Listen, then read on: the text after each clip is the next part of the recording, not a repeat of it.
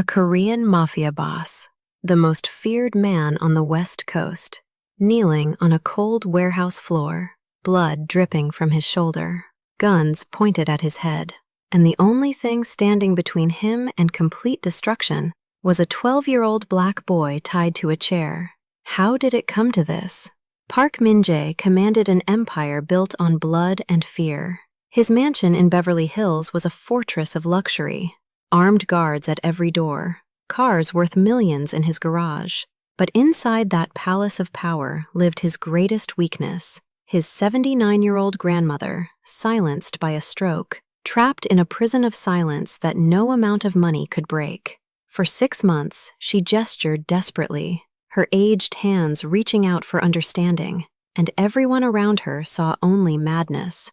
Everyone, except one person, Elijah Carter, a young black boy with broken glasses held together by tape, shoes with holes, a worn backpack carrying dreams too big for his circumstances.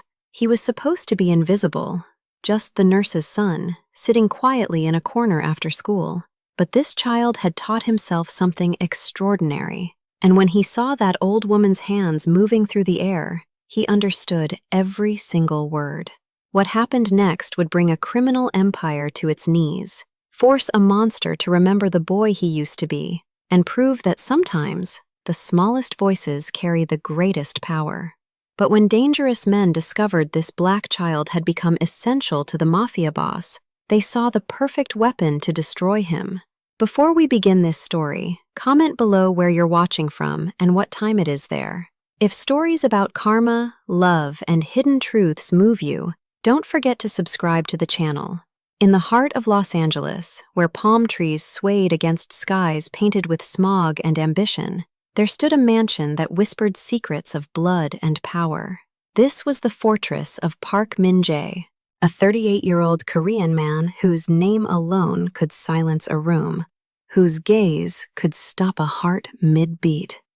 He was the supreme leader of the Pekko organization, a criminal empire stretching from Los Angeles to Seattle, built upon contraband, illegal casinos, and the broken bones of those foolish enough to cross him. His hands had signed death warrants. His voice had ordered executions. His empire was worth hundreds of millions. And yet,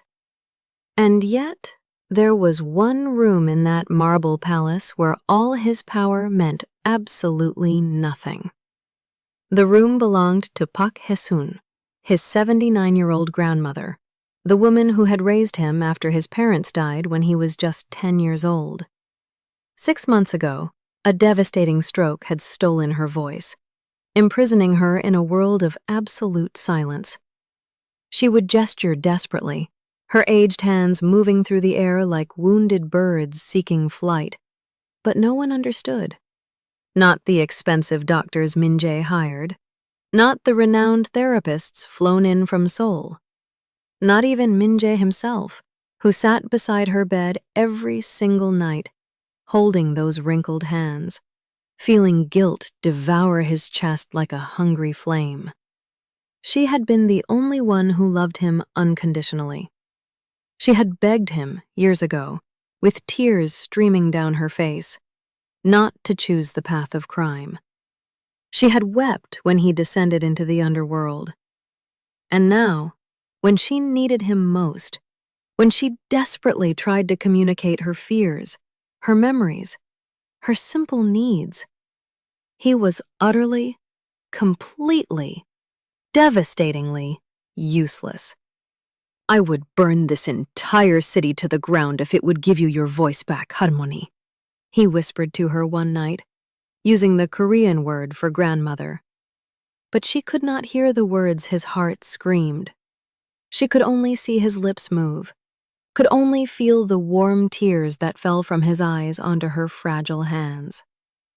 It was during this season of silent suffering that Nicole Carter entered their world. She was a black woman of 35 years, with eyes that carried the weight of exhaustion, but sparkled with unbreakable determination.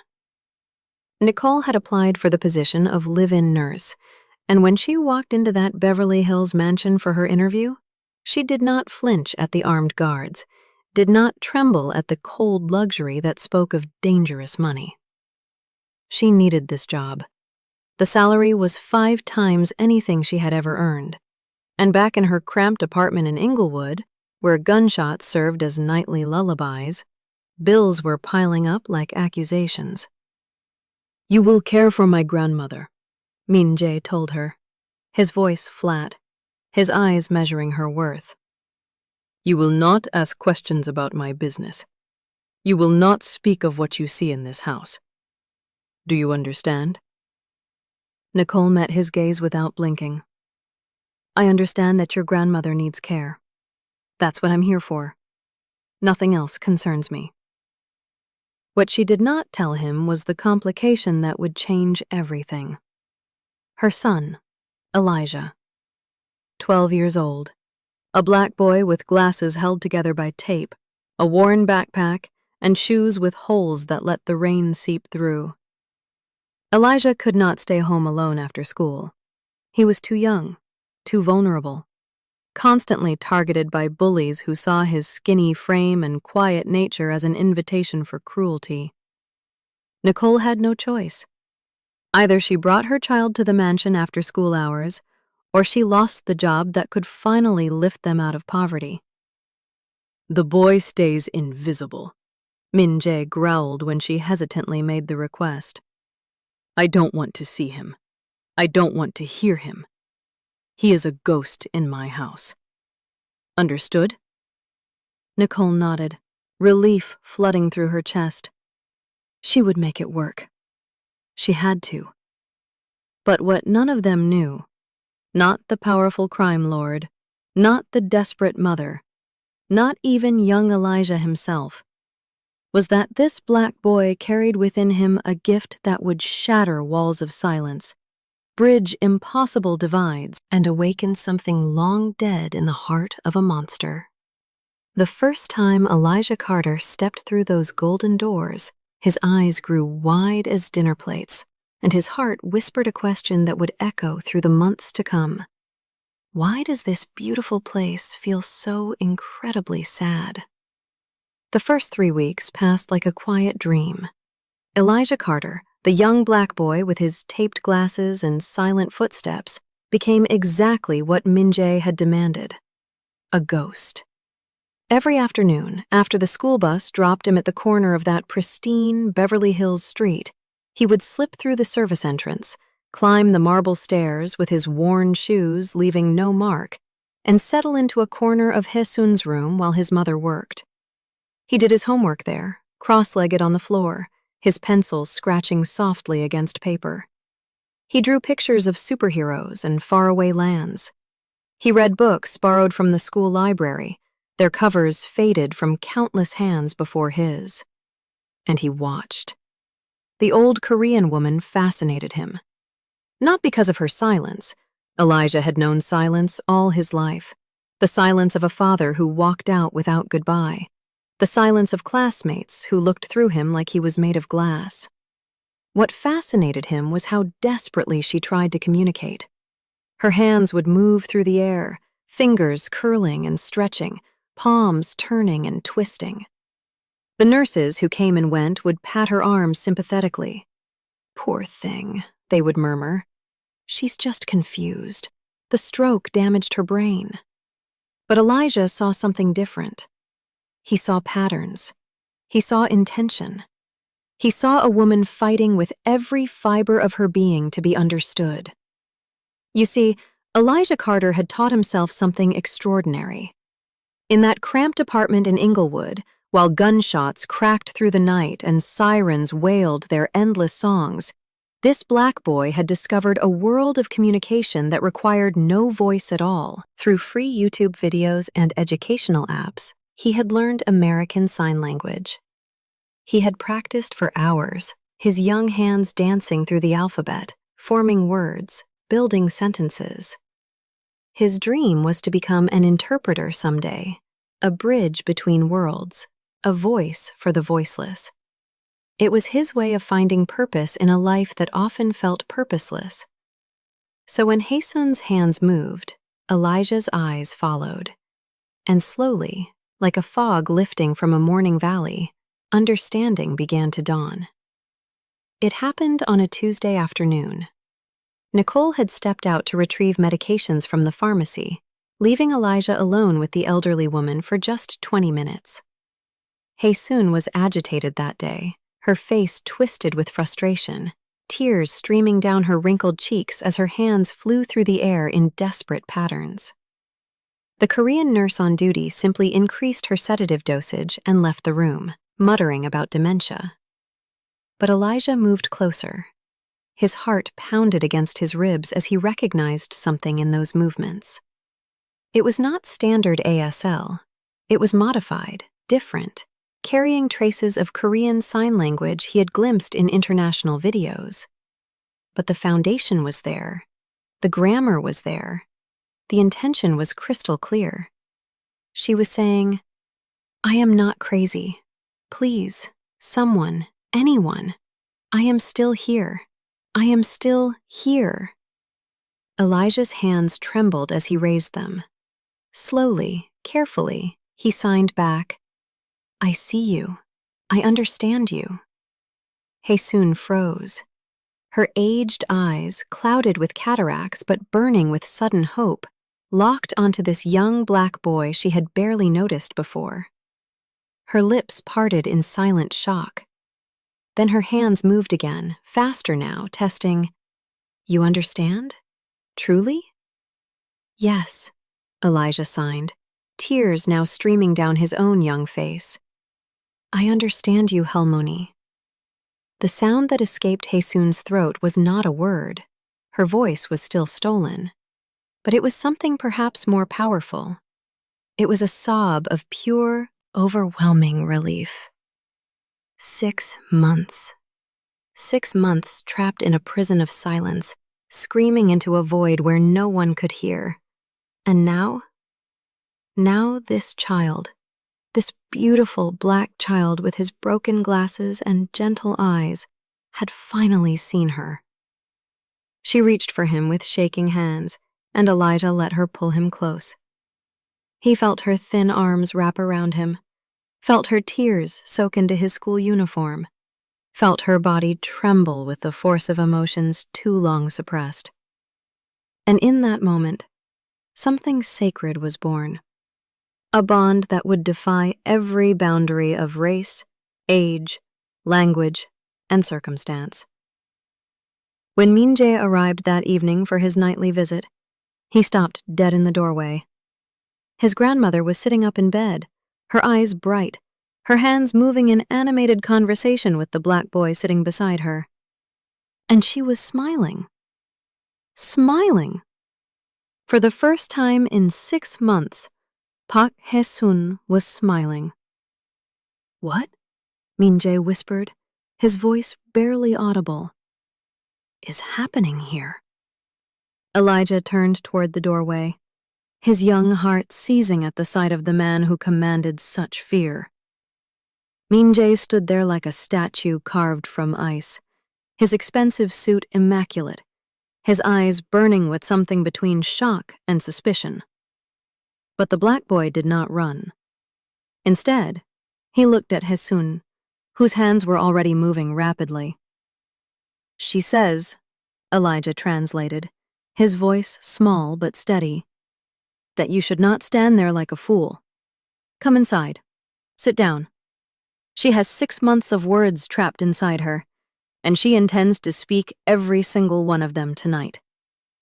Min-jae felt the ground shift beneath his feet. His grandmother's voice, her true voice, her thoughts, her spirit, was flowing through this child like water breaking through a dam. He walked forward on legs that felt foreign, and when he sank into the chair beside her bed, tears were already burning behind his eyes. "How?" he asked, staring at Elijah as if the boy had performed a miracle. "How can you understand her?" "She's using sign language," Elijah explained, adjusting his taped glasses. "It's a mix of American and Korean signs. I taught myself ASL from videos online. I want to be an interpreter someday." He paused, then added softly, "Nobody should have to be trapped in silence. Everybody deserves to be heard." That night, Min-jae discovered what his grandmother had endured during those 6 months of isolation. Through Elijah's patient translation, Hae-sun poured out her fears, the terror of waking unable to speak, the humiliation of being treated like her mind had died along with her voice, the desperate loneliness of watching her beloved grandson visit every night, yet remain forever out of reach. She told him how she had tried to signal, how she had wept when no one understood, how she had prayed to gods she barely believed in for just one person, one single soul who could see past her silence. And then, Elijah translated, his voice cracking with emotion, she says this black child appeared, this boy who sits in corners and notices what others ignore. She says you brought her a gift without knowing it. She says he is an angel sent to rescue her from the grave of silence. Min-jae wept that night. He wept like he had not wept since childhood, since the day they buried his parents and left him orphaned in a world too cruel for a 10-year-old boy. His grandmother's fragile hand reached out to touch his face, and through Elijah, she whispered words that shattered him completely. "I have waited so long to tell you, my precious boy. I forgive you for everything. I have always forgiven you." From that moment, everything changed. Min-jae ordered that Elijah be given a proper room in the mansion, not a servant's quarters, but a guest sheets with silk sheets and a bathroom larger than the Carter family's entire apartment. Nicole protested at first, uncomfortable with such luxury, but her son's eyes had already found something precious in this place: purpose. He was no longer invisible. He was essential. The days that followed were filled with translation. Elijah sat beside Hae-sun for hours, his young hands dancing in response to hers, his voice giving sound to her silent words. She told stories of Korea, of the war that had taken her first husband, of the journey to America with nothing but dreams and determination. She spoke of Min-jae's parents, of the car accident that stole them away, of the little boy she had raised who once wanted to be a teacher. "She says you used to cry when you saw other children being bullied," Elijah translated one afternoon, watching Min-jae's face transform with painful memory. "She says you had the gentlest heart of anyone she ever knew. She says she still sees that boy sometimes, hiding behind the monster you built to protect yourself." But not everyone welcomed this black child's presence in the inner sanctum of power. Kim Sang-woo, Min-jae's right-hand man, watched with cold calculation as the boy moved freely through hallways where grown men feared to tread. Sang-woo was 45 years old, his face a map of scars earned through decades of violence, his heart long ago hollowed out by the necessities of their brutal trade. "This is dangerous," he warned Min-jae during a private meeting. "The boy sees too much, hears too much. He is a vulnerability we cannot afford." "He is my grandmother's voice," Min-jae replied, his tone leaving no room for argument. "Touch him, and I will bury you beside your concerns." Yet Sang-woo's warning carried a darker truth. Word of the black boy had begun to spread beyond the mansion walls, reaching ears that listened for weakness, hearts that hungered for revenge. Choi Dae-jung, leader of a rival Korean organization, smiled when his spies delivered the news. The great Park Min-jae, the untouchable king of the West Coast underworld, had finally revealed his soft underbelly. and Taejung intended to cut it wide open. The day the world shattered began like any other. Elijah rode the school bus through streets painted gold by autumn sun, his mind already drifting toward the mansion, toward Haesun, toward the afternoon of stories that awaited him. He did not notice the black van parked across from the school gates. He did not see the men inside, watching him with hungry eyes. He was thinking about the Korean phrase Haesun had taught him last night, about the smile that had illuminated Minje's face when the mafioso finally managed to sign "thank you" correctly. The hands came from nowhere. One moment, Elijah was walking toward the familiar luxury car that picked him up each day. The next, rough fabric covered his face, strong arms lifted him from the ground, and his screams died against the gag shoved into his mouth. The van doors slammed shut, tires screeched against asphalt, and the young black boy who had become a bridge between worlds was swallowed by darkness. When Nicole received the phone call, she collapsed. Her knees simply gave out, and she crumpled against the mansion's marble floor, the phone clattering from her trembling fingers. Her baby, her precious black child, gone, taken, stolen by monsters she could not even name. Minje found her there, and when he understood what had happened, something inside him broke loose, something ancient and terrible, something he had chained for years beneath the veneer of calculated control. He became the monster that Los Angeles whispered about in fearful tones. He mobilized every soldier in the Beko organization. He burned favors accumulated over decades. He threatened rivals, destroyed territories, left a trail of terror across the city that would be spoken of for generations. "It is just a boy," Sang-woo muttered, watching his leader descend into madness. "We can find another translator. We can—" Minje's hand closed around his throat before the sentence finished. "He is everything," the mafioso snarled, his eyes wild with a pain that transcended reason. "He is the only piece of humanity I have left. Find him. Find him." The abandoned warehouse at the Los Angeles port smelled of salt and rust and the particular despair of forgotten places. Elijah sat bound to a chair in its center, his wrists raw from rope, his taped glasses cracked but still clinging to his face. Choi Dae-jung circled him like a shark tasting blood in the water. "Such a small thing to cause such chaos," Dae-jung mused, his Korean accent thick with contempt. "A black child, a nobody from nowhere. And yet Park Min-jae burns his empire to find you. Fascinating." Elijah said nothing. His heart hammered against his ribs, but his eyes, those eyes that saw what others missed, were watching, calculating, understanding. This man wanted to hurt Min-jae.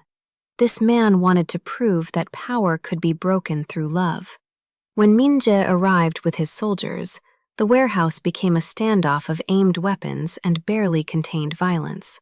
Dae-jung had twice the men. He had the advantage. And he had demands, territories, money, and the ultimate humiliation, Park Min-jae on his knees. "Bow before me," Dae-jung commanded, his smile dripping venom. "Kneel for this worthless black boy, and perhaps I will let him live." The silence that followed was suffocating. Every gun remained raised, every breath was held. And then, slowly, impossibly, Min-jae lowered his weapon. He descended to his knees on that cold concrete floor, his expensive suit pressing against dirt and oil stains, his head bowing before his greatest enemy. Sang-woo watched in horror. The soldiers gaped in disbelief. But Elijah understood. "He is not kneeling because he fears you," the black boy spoke, his voice steady despite his terror. "He is choosing to be different. Halmoni told me who he was before he became this. She still believes he can be that boy again. You do not understand anything." Taejung's smile faltered. This was not the satisfaction he had craved. This was not victory. It was something else. Something that made his triumph taste like ash. Irritated, confused, he stepped toward Elijah to silence him. It was the only mistake he would ever make. Min-jae moved with the lethal grace of a predator unleashed. The warehouse erupted into chaos. Gunfire, screams, the wet sounds of violence finding its mark. Min-jae shielded Elijah's body with his own, taking a bullet to the shoulder, blood blooming across his white shirt like a crimson flower. When the storm finally settled, Taejung lay dead, his men scattered or captured, and Min-jae held the trembling black boy against his chest. "I have you," he whispered, blood dripping from his wound. "I have you. You are safe." In the weeks that followed, Hae-sun issued her ultimatum through the grandson she could finally reach. Change or lose us forever. Min-jae chose change. He surrendered his empire to Sang-woo, paid the brutal price of retirement, and moved with his grandmother to a modest house in a quiet suburb where the nights were silent and peaceful. Nicole and Elijah still visited, not as nurse and translator, but as family. The young black boy now tutored Min-jae in sign language, laughing gently at the former crime lord's clumsy attempts, correcting his mistakes with patient grace. Hae-sun watched her grandson struggle and grow, and for the first time in years, hope blossomed in her ancient heart.